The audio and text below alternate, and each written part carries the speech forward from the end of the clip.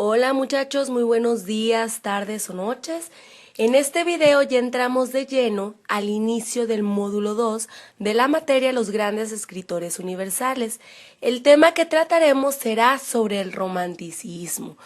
De seguro, a muchos les suena la palabra romántico, romanticismo, e inmediatamente se van con palabras o con temas del amor, de la pasión, del noviazgo, de los sentimientos, etcétera.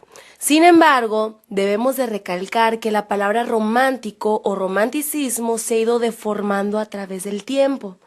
Es decir, para poder comprender el significado real de la palabra romántico, debemos de remontarnos tiempo atrás para saber inicialmente de dónde surgió el término, ¿no? Y nos vamos a la época del romanticismo. Las obras literarias durante el romanticismo se enfocaban en una gran variedad de sentimientos, no solo de amor y de pasión, sino de muchos de esos sentimientos hacían sentir a los protagonistas muy desdichados.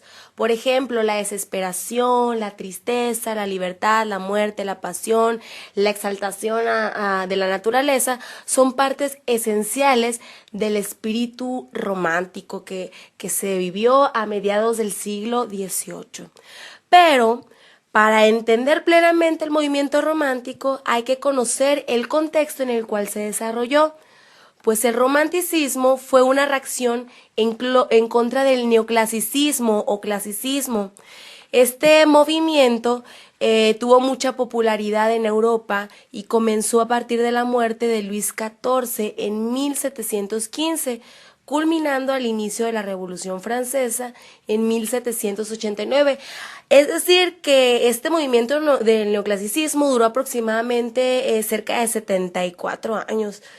Pero bueno, ¿de qué estaba en contra el romanticismo? ¿Cuáles eran las características de la etapa del neoclasicismo? Que en donde dijeron, ¿sabes qué? No podemos con esto, ya basta. Vamos a empezar. Hay que recalcar, chicos, y no sé si se han dado cuenta en los temas que hemos visto, que casi siempre los movimientos iniciaban estando en contra de sus predecesores. Por ejemplo, si nos vamos y recordamos la época barroca, pues vimos que la literatura era demasiado densa, muy pesada. Las personas cultas apenas podían comprender la poesía del culteranismo, del conceptismo. Utilizaban mucho el juego de palabras. Por ejemplo, el arte barroco era muy extravagante, era muy exagerado. Utilizaban mucho las deformidades humanas. Entonces, ¿qué es lo que pasa? Que el neoclasicismo llega estando en contra de esta cultura de barroca. Entonces dicen ellos, no, ya no queremos que el arte sea tan rebuscado, tan exagerado, ahora queremos que todo sea muy sencillo y natural. Tampoco queremos que los sentimientos sean expresados y que la literatura sea subjetiva o imaginativa. Ahora en el neoclasicismo lo que querían era que la literatura fuera más didáctica, es decir, que propiciara un conocimiento, ya no más emociones, sino conocimiento. En esta etapa, muchachos, predomina la razón sobre el sentimiento, la inteligencia sobre la imaginación y el deber sobre el placer. En el neoclasicismo se exaltan también los placeres sencillos, por lo que se evita revelar los sentimientos íntimos a las personas que no sean cercanas o muy allegadas al escritor. También en esta etapa del neoclasicismo tenían reglas muy rigurosas de cómo los escritores debían de, pues vaya, ¿no? De escribir, cómo limitaban mucho su creatividad. Había reglas muy estrictas. ¿Sabes qué? Puedes escribir esto, pero no esto. No puedes ser subjetivo, debes de ser más objetivo y debes de llevar al lector hacia algún conocimiento. Es por ello que las obras o la literatura que más se escribía en aquel entonces, en la época del neoclasicismo, fueron los ensayos y las fábulas. Porque las fábulas, recordemos que siempre tienen una moraneja como un aprendizaje, y eso es lo que se buscaba en esta etapa. Dicho lo anterior, es que ya empezamos ahora sí con el romanticismo, que es lo que nos atañe. Sí es muy importante conocer el por qué surgió.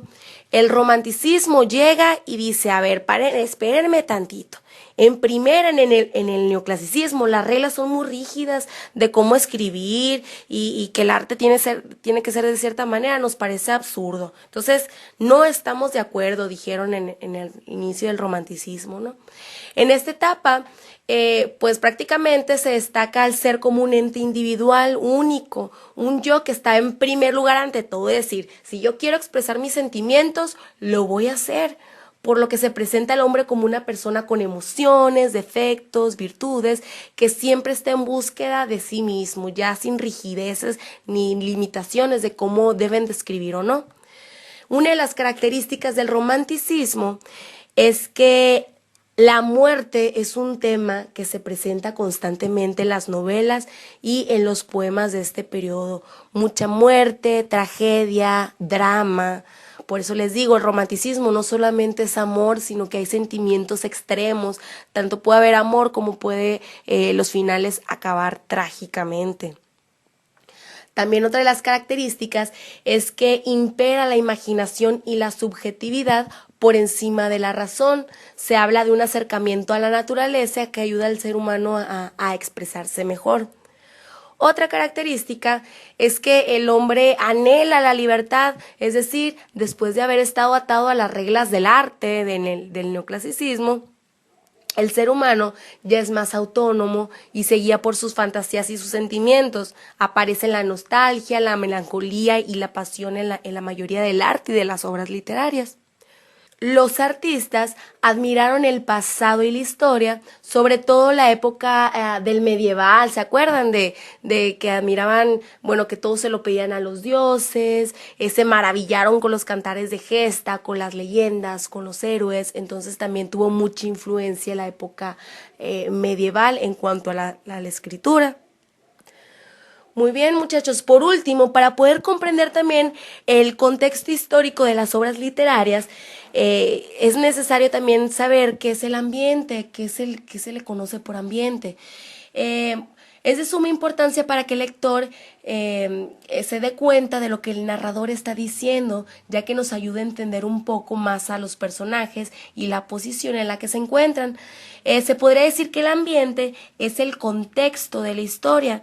Este no tiene que ser real, puede desarrollarse en un mundo de fantasía o en el espacio. Sin embargo, tiene que ser muy verosímil, es decir, que debe de parecer verdadero, teniendo sus propias reglas y manteniendo su coherencia interna.